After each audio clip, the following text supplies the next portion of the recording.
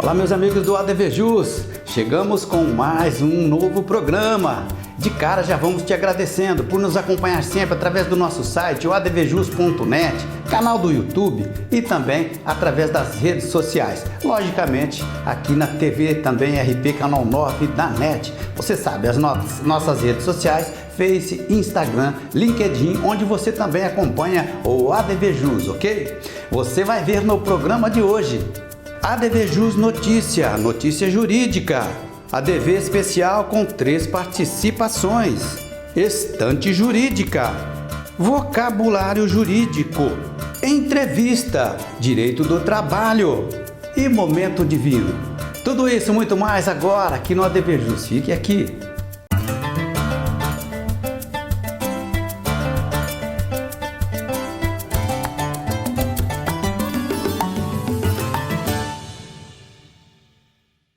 Ok, iniciando o nosso ADV Jus TV de hoje com uma notícia jurídica de enfoque jurídico, importantíssima aliás, proteção garantida, bem de família dado em calção de aluguel comercial é impenhorável, diz STJ.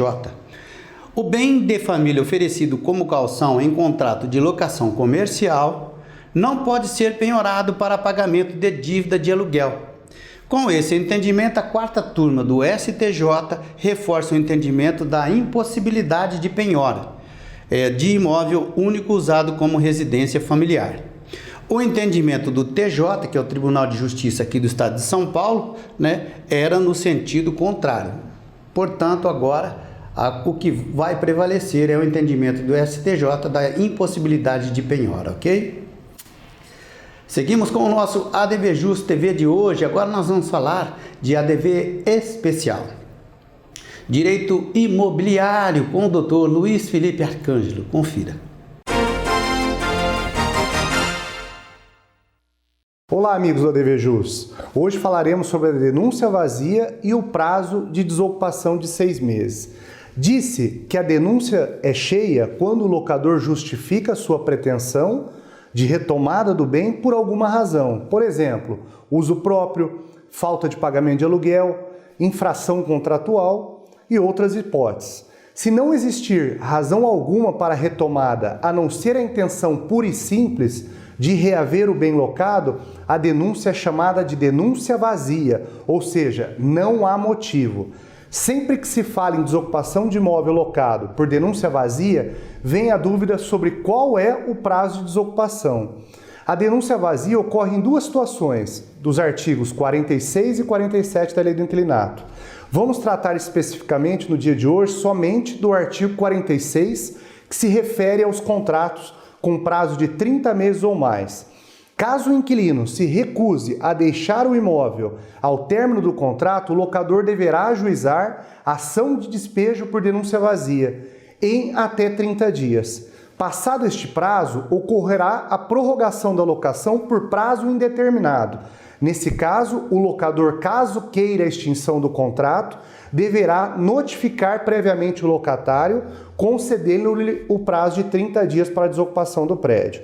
Ocorrendo a prorrogação por prazo determinado, significa que o contrato permanece válido com as mesmas cláusulas sendo respeitadas, apenas por força da lei. O prazo passa a ser indeterminado, isto é, até que uma das partes deseje encerrá-lo.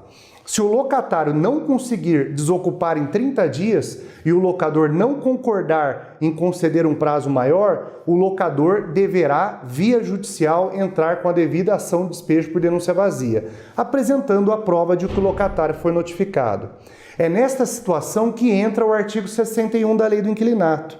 A lei, em seu artigo 61, concede 6 meses para o locatário desocupar o imóvel, se concordar judicialmente com a desocupação. Então, por que não o locador acordar por escrito um prazo maior ao locatário que chegue até, no máximo, 6 meses e assim evitar transtorno e gastos? Dá para perceber, então, que não é bom negócio para o locador, visto que se o locatário desocupar na data determinada pelo juiz, as custas e os honorários advocatícios do processo serão pagas pelo locador. Concluindo, na desocupação por denúncia vazia, tente prevalecer o bom senso.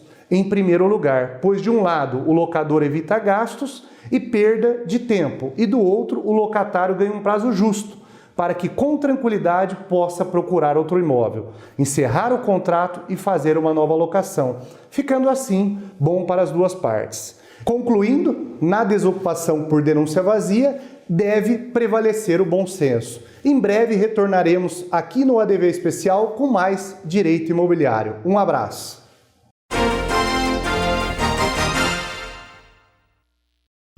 Ok, muito obrigado, doutor.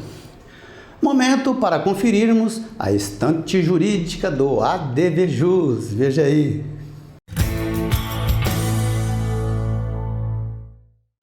A estante jurídica do ADV Jus TV destaca a seguinte obra: Advogado Imobiliário de Sucesso. É um manual prático que já está na segunda edição. A obra possui conceitos importantes e atualizados sobre doutrina e jurisprudência. Autoria Júlio César Sanches, editora Mizuno. Mais uma obra para você retirar da estante e conferi-la.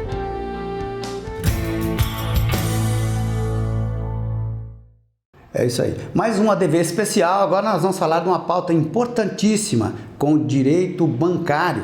E o nosso parceiro aqui de ADV especial tem um vasto conhecimento na área, do Dr. Francisco Mendonça. Confira aí. Olá, amigos do ADV Jus. Na nossa pauta de hoje, vamos tratar de empréstimos bancários com utilização de garantia de títulos de previdência privada. Durante a pandemia causada pela Covid-19, muitas pessoas e empresas passaram a enfrentar muitas dificuldades financeiras e atrasaram os pagamentos de empréstimos ou contraíram novas dívidas bancárias. Alguns dos maiores bancos brasileiros têm disponibilizado aos correntistas a renegociação dessas dívidas, desde que sejam com a garantia fiduciária dos valores depositados em previdência privada. Ocorre que esta prática é totalmente ilegal, visto que no nosso ordenamento jurídico, conforme disposto na Lei 11.196 de 2005, este tipo de garantia pode ser oferecida somente em empréstimos imobiliários. Existem dois projetos de lei, na Câmara dos Deputados e no Senado Federal, com a proposta de alteração do artigo 84 desta lei, para que tal garantia possa abranger todos os outros tipos de empréstimo. Tais projetos estão em tramitação, portanto, não alteram a lei, e qualquer utilização de previdência privada em empréstimos que não sejam com finalidade imobiliária são passíveis de nulidade. A aprovação desses projetos de lei são de grande interesse aos bancos, que apressadamente utilizam-se desta garantia na concessão de empréstimos ou na renegociação de dívidas. A previdência privada tem por finalidade a complementação da aposentadoria pessoal, constituindo-se em reserva financeira para a preservação da dignidade humana da pessoa quando esta não mais possuir capacidade de trabalho. Por isso, deve ser preservada. A melhor maneira de ajustar a vida financeira é reduzir despesas e aumentar receitas. Empréstimos devem ser a última opção. Tenha os cuidados necessários para avaliar bem a situação e não comprometer seu futuro e o de sua família. Um forte abraço e até a próxima. Ok, muito obrigado, doutor Francisco. Meus amigos, vocabulário jurídico, aliás, um pouquinho diferente. Olha só, quem disse essa frase? Você sabe, sempre a gente traz frase aqui de gente importante, mas advogados sempre têm um pouquinho de preferência. Por que será, né? Ó, a função da defesa consiste em ser, ao lado do acusado inocente ou criminoso, a voz dos seus direitos legais. Quem será que falou isso, hein? A resposta no intervalo. A dica você já sabe, foi um advogado. Mais um ADV especial. Agora, direito urbanístico, com a competência do Dr. Roberto Guimarães. Veja aí. Olá, pessoal. Conforme anunciado, nessa edição do ADV especial, dando continuidade às nossas breves noções sobre direito urbanístico, Hoje falaremos sobre a segunda espécie do parcelamento do solo, ou seja, o condomínio especial de casas térreas e assobradadas. Trata-se de outra modalidade clássica, tal como aquela objeto da edição passada, quando discorremos sobre o condomínio edilício. No condomínio de casas, toda a área interior é privada e é composta pela propriedade exclusiva e comum. Entende-se por propriedade exclusiva a casa térrea ou assobradada e seu respectivo jardim e quintal, enquanto propriedade comum, áreas de lazer e vias internas, portarias e tudo mais que consta da convenção como área de uso comum dos condôminos, sem limite. Os condôminos estarão sujeitos à compulsoriedade das normas convencionais e regimento interno. As características das áreas privativas guardam invariavelmente uniformização, portanto, não podem ser alteradas senão quando autorizadas pela administração do condomínio. Nessa modalidade, o fechamento é perpétuo, o que a diferencia do loteamento de acesso controlado, que já for objeto de outra edição do ADVJus. Apenas para lembrar, no loteamento de acesso controlado, o fechamento ocorre por ato administrativo do poder público, que pode ser revogado a qualquer momento, sem que tenham os moradores direito a qualquer indenização, cessando, de pleno direito, a concessão de uso privativo das áreas públicas internas, como viária, área verde, etc. Daí ser muito importante que tenham a certeza de onde está inserido o imóvel que estão pretendendo adquirir. E, para tanto, basta tomar informações no registro de imóveis e, na dúvida, consultar um advogado da sua confiança. No próximo programa do ADV Especial, falaremos sobre a sétima e última espécie de parcelamento do solo, o desdobro e desmembramento simples. Obrigado e conto com a importante participação de vocês aqui no ADV Especial.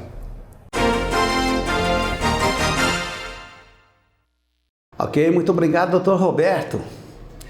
Aquele momento do intervalinho aqui em nosso programa, você sabe, é curtinho, voltamos já. Mas fique conosco porque na sequência, uma excelente entrevista, parte 2, que fizemos aqui em nosso estúdio, em nossa sala de visita, com a doutora Samantha Bredarioli. Desta vez falando a respeito de temas relativos ao direito do trabalho. Muito legal, fique aqui, voltamos já.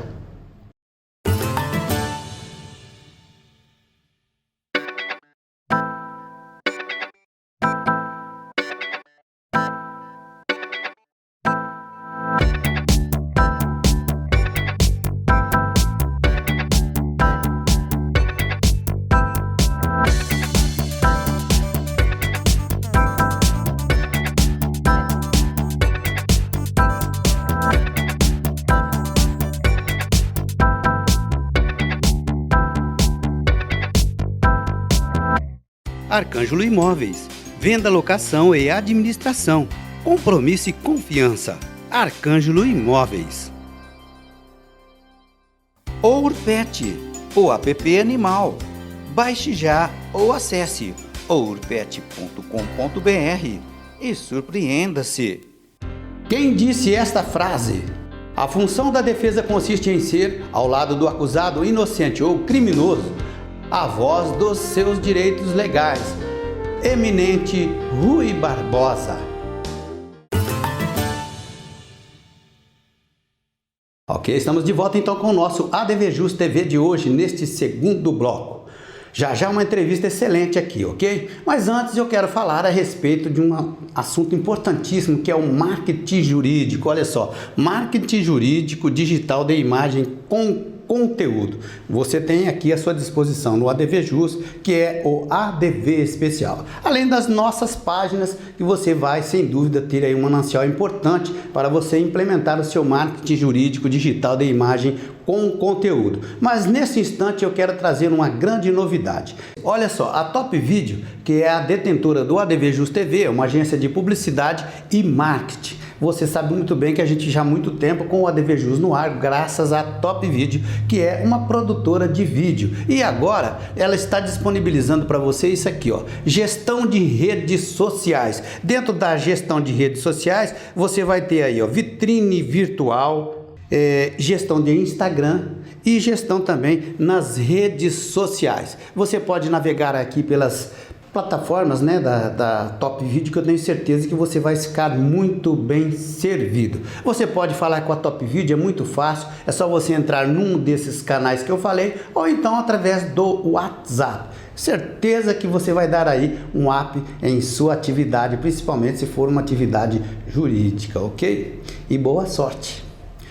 Momento especial agora aqui em nosso programa Sala de Visitas, entrevista bacana demais que fizemos com a doutora Samantha Bredarioli a respeito também de direito do trabalho. Confira. Legal, agora nós vamos entrar na seara do direito do trabalho, também uma área de especialização, né, de conhecimento vasto da doutora Samantha. Doutora, eu inicialmente a respeito de direito do trabalho, né, eu gostaria que a senhora falasse um pouquinho, só para a gente não perder o costume, né?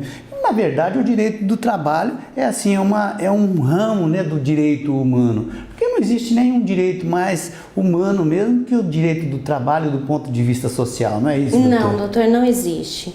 O senhor foi no nó gordo, no ponto crucial da questão. Não existe um direito que seja mais humano do que o direito do trabalho, no meu ponto de vista. Há o direito previdenciário também, que abarca um ramo aí do direito social e da seguridade, né, que é da assistência, que também é importante para o ser humano, mas o direito do trabalho é de trabalho que são feitos os homens, né? Então, o ser humano como um ser individual, como um ser que progride, como um ser que prospera, tem que trabalhar. Aliás, uma das garantias dos direitos fundamentais, né, dos direitos humanos, diferentes dos direitos fundamentais, é o acesso ao livre trabalho. Sim. Então, sim, o direito do trabalho, no meu ponto de vista, é a porta de entrada dos direitos humanos. Certo. Doutora, agora sim, aqui no Brasil, né, foi muito importante, evidentemente que estamos aí numa escalada sem volta do processo eletrônico que eu estou me referindo. Esse trato tecnológico aí pelo advogado já é uma realidade, né? Agora, existe uma reclamação, inclusive em outras áreas do direito, especialmente na área do direito penal, com relação à realização de audiências, doutora. Nós estamos aí saindo de um período bem complexo, né? Mas tem muita gente que ainda prefere, né, principalmente de lá da justiça, que prefere fazer as audiências de forma ainda online, virtual. O que a senhora me fala? Olha, eu não sou uma pessoa que engrossa esse couro. Eu gosto de audiência presencial. Eu sou da velha escola, eu sou da velha guarda. Eu gosto da dinâmica da audiência. Eu acredito que é na audiência que realmente nós resolvemos o processo, principalmente o processo trabalhista, que é um processo dinâmico, que é um processo onde as partes têm a oportunidade de falar com o juiz. O juiz é uma figura realmente acessível dentro da Justiça do Trabalho. Aliás, lá em Portugal, nós aprendemos que é melhor você ter bons juízes do que boas leis. Então, quando o juiz ele consegue interpretar a lei de uma forma humana, ele consegue disseminar a justiça. E a audiência no direito do trabalho é exatamente isso. Com a pandemia, nós tivemos essa cisão. As partes se separaram. Então, a parte do autor ficava de um lado, a parte do réu ficava de outro lado, todos separados do juiz e das outras partes pela tela. Antigamente existia uma coisa que chamava letra fria da lei. Sim. Hoje nós passamos pela experiência fria da audiência. Então, mesmo que a audiência ela tenha suprido todas as necessidades das partes naquele momento, ela perde essa interatividade de humanos com humanos, né? Porque os humanos eles usam os sentidos e a audiência eu acho que ela é importantíssima na forma presencial. Certo. Doutora, agora uma coisa interessante, né, é que o pessoal fala e reclama às vezes de alguns comportamentos ali das partes, né? Agora, como se situa, né, a parte assim, de comportamento, principalmente ali de uma testemunha, né, doutor? Isso é difícil assim na audiência virtual de controlar. Muito difícil, muito difícil. Na audiência virtual, na verdade, não tem controle.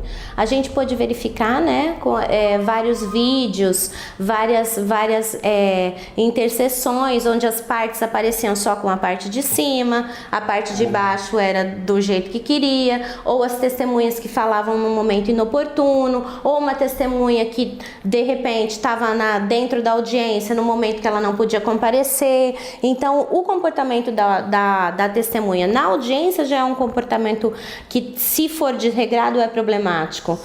Da forma virtual é mais problemático ainda, porque nem com o advogado ali ela tinha contato. Sim. Porque ela tinha que ficar em outro lado. Aliás, haviam juízes dentro do período da pandemia que pediam para as partes rodarem o computador ou o celular ou a câmera dentro da sala que elas estavam, para ter essa segurança de que elas estavam sozinhas, né? Que elas não estavam maculando uma prova, que elas não estavam viciando um depoimento. Por isso que o presencial ainda, no meu ponto de vista, é importante para a supremacia da verdade, para a realidade da verdade sobre a forma. Eu acredito ainda que o presencial, que nós não estejamos tão doutrinados a ponto de abandonar a audiência presencial e fazer tudo digital. Princípio da verdade real, né, doutora? Exatamente. Agora, uma coisa que é jurássico, né, dentro da justiça, e não só a trabalhista, né, que eu respeito muito, é com relação à morosidade processual, né, doutora? Isso é uma coisa que o pessoal, aí a gente lá atrás, na faculdade, né, faz muito tempo, já tinha essa reclamação. Como estamos atualmente, doutora, com toda essa parafernália tecnológica, né, de audiência virtual, de tudo aí no computador? O que a gente pode falar, se fazer uma breve escalada assim, com relação à morosidade processual? Você acha que mudou, que é mais ou menos, estamos evoluindo? Olha, doutor, eu acho que nós tivemos 2 momentos dentro da morosidade processual. No primeiro momento da pandemia, da Covid-19, nós podemos dizer que o judiciário parou. O judiciário parou porque todos nós, operadores do direito, juízes, partes, serventuários, tivemos que nos adaptar a uma outra vida que nós não tínhamos. Então, eu acho que aí ele ficou lento o processo. Depois que eles se engajaram nesse processo digital, compartilhar todas essas informações de uma forma regular e progressiva, eu acho que a justiça ela teve a mobilidade que ela tem. Eu, particularmente, não acho a justiça do trabalho uma justiça que seja tão lenta como as outras justiças que nós temos. Nós não deveríamos falar isso, porque a justiça é uma só. Mas os outros ramos do direito, eles ainda são mais morosos do que a justiça do trabalho. Porque a justiça do trabalho é uma justiça que visa a alimentação do trabalhador, sim, né? São verbas alimentares que são reclamadas ali na maior parte do tempo. Então, aí, o que a gente fazia nesse tempo? Conversava exclusivamente por e-mail com a vara. Então, você se dirigia, todo mundo de muito boa vontade, e foi assim, eu acho que foi médio a morosidade nesse tempo. Começou mais devagar, do jeito que realmente é, mas depois foi engajado novamente. Podemos depreender que estamos evoluindo. Estamos evoluindo. Isso mesmo. Agora, uma coisa que a gente também ouve as pessoas falar, né? Passamos em um período de reforma trabalhista, depois como se fosse a onda do mar, né? Faz aquele barulho, volta, dá aquela acalmada, e aí se você vai ver o que sobrou de concha na praia, já dá para você ver. Desse período que já passou, depois da vacatio legis, né, a entrada em vigor da reforma trabalhista, qual é a sua impressão, doutora? Porque tinha inclusive juízes, né, magistrados aí do trabalho, que falavam que a nossa CLT era um queijo suíço, né? Agora já passou assim um certo período, o que nós podemos falar agora em termos de acerto ou não, né, da reforma trabalhista? Eu acho que a reforma trabalhista ela teve aspectos positivos e negativos. Ela veio como uma peneira e deu uma peneirada na quantidade de ações infundadas que existiam na justiça. Eu acho que para isso a reforma ela foi válida.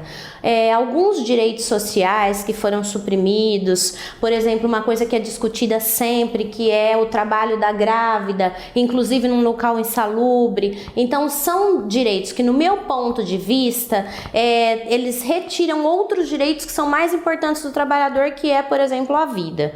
Então, nesse ponto, eu acho que houve um retrocesso.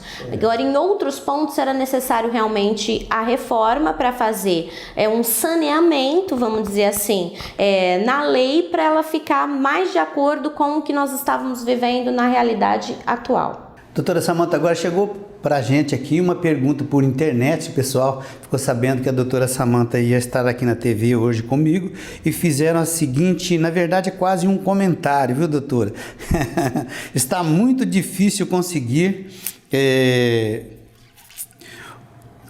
o benefício do seguro-desemprego, doutora.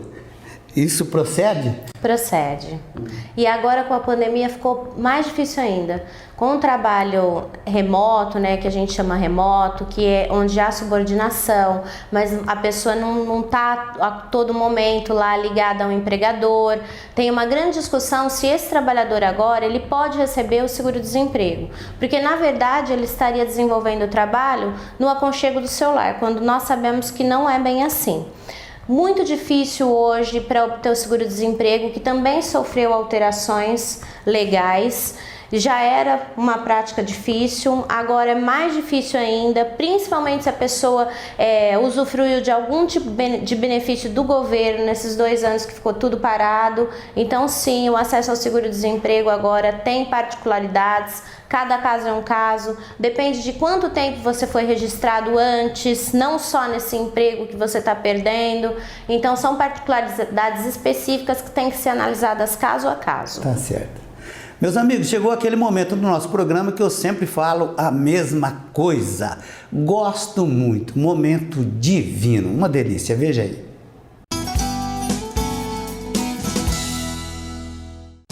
Vinho tinto Alabar, vinho de cor vermelho, rubi, intenso. No seu olfato, ameixa, cereja preta e toques de especiarias. O seu paladar possui corpo médio, muita fruta, taninos macios, toque especial no final de prova. Uvas aragonês, Touriga Nacional, Alfrocheiro. Ele é produzido pela Casa Agrícola Paciência, Portugal. Na sua harmonização, massas, carnes vermelhas e queijos maduros. Uma delícia! Experimentem! Tchim, tchim! Aprecie com moderação.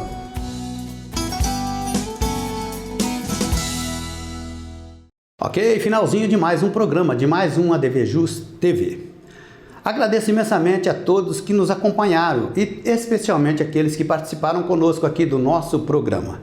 Venha para o ADV Especial, entre em contato com a Top Vídeo, vai ser muito bom para você. Fico por aqui, prometo voltar breve com um programa inédito. ADVJus, tamo junto, ADV Especial, venha fazer parte você também. Forte abraço e até o próximo.